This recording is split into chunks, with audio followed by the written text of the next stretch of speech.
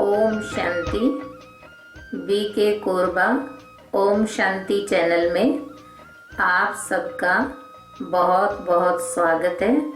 नवरात्रि के उपलक्ष्य में हमारी ब्रह्मा कुमारी बहनें आध्यात्मिक रहस्य आप सबको बहुत सुंदर ढंग से बताएंगी। ओम शांति। ओम शांति।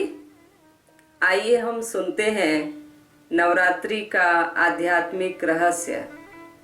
पूरे भारतवर्ष में अभी नवरात्रि की लहर चल रही है और ऐसे में नवरात्रि का आध्यात्मिक रहस्य अगर हम समझ जाते हैं तो यह नवरात्रि मनाना हम सबके लिए और स्पेशल हो जाएगा। वैसे भी अभी कोरोना के चलते, लॉकडाउन के चलते बहुत जगह दुर्गा नहीं बिठाया जा रहा, लेकिन हम सबके मन में वो आदि शक्ति, वो दुर्गा बसी हुई है। तो आइए हम उस आध्यात्मिक रहस्य को समझते हुए अपने घर परिवार के साथ खुशहाली के साथ नवरात्रि मनाते हैं।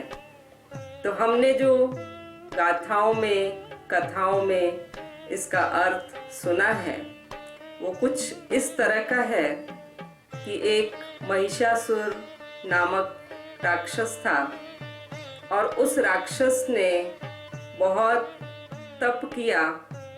उस तप से ब्रह्मा जी प्रसन्न हुए और ब्रह्मा जी ने प्रसन्न होकर उस महिषासुर नामक राक्षस को वरदान मांगने के लिए कहा। तो उस राक्षस ने कहा कि मुझे ऐसा वरदान दीजिए जो न मुझे कोई मानव न कोई देवगण समाप्त कर सके। तो ब्रह्मा जी ने कहा तथास्तु। अब महिषासुर के मन में घमंड आ गया कि मैं तो अमर हो गया हूँ, मुझे कोई नहीं मार सकता। और उस अभिमान के कारण वो देवताओं पर वार करने लगा और मनुष्य सृष्टि पर तरह तरह के तांडव करने लगा। तो देवताएं आखिर शिव जी के पास गए, फिर से ब्रह्मा जी के पास गए। सब ने कहा कि कुछ इसका हल होना चाहिए। तो सब ने मिलकर के अपने आराध्य को याद किया, जिससे शिव की शक्ति प्रकट हुई, जिसका नाम रखा गया आदि शक्ति। और उस आदि शक्ति को सभी देवी देवताओं ने अपने शस्त्र प्रदान किए, धनुष और तीर कमान आदि जो भी शस्त्र थे वो आदि शक्ति को प्रदान किए गए। तो आदि शक्ति जब महिषासुर के पास आई तो महिषासुर ने उसको विवाह का प्रस्ताव रखा। तो आदि शक्ति ने कहा कि विवाह मैं तभी कर सकती हूँ, पहले तुम्हें मेरे से युद्ध करना होगा, तुम्हें मेरे से युद्ध में जीतना होगा। तो महिषासुर ने कहा कि मुझे स्वीकार है। तो दोनों का 10 दिन तक युद्ध चला, लेकिन हार महिषासुर की हुई, क्योंकि वो घमंड में चूर था और उसको ये लगता था कि मुझे तो कोई नहीं मार सकता। उसी घमंड के कारण उसका अंत हुआ और आदि शक्ति ने अपनी शक्ति के द्वारा उसका अंत किया। तो वास्तव में आदि शक्ति, जिसको आज हम 9 रूप में मानते हैं, शैलपुत्री, कात्यायनी, ब्रह्मचारिणी आदि जो भी ये देवियां हैं, 9 स्वरूप हैं, वास्तव में ये शिव परमात्मा से निकली हुई 9 शक्तियां हैं, जिसको 9 देवी के रूप में आज लोग मानते हैं, पूजते हैं, आराधना करते हैं, प्रार्थना करते हैं। आज हम देखते हैं मनुष्य व्यथित है, चिंतित है, परेशान है।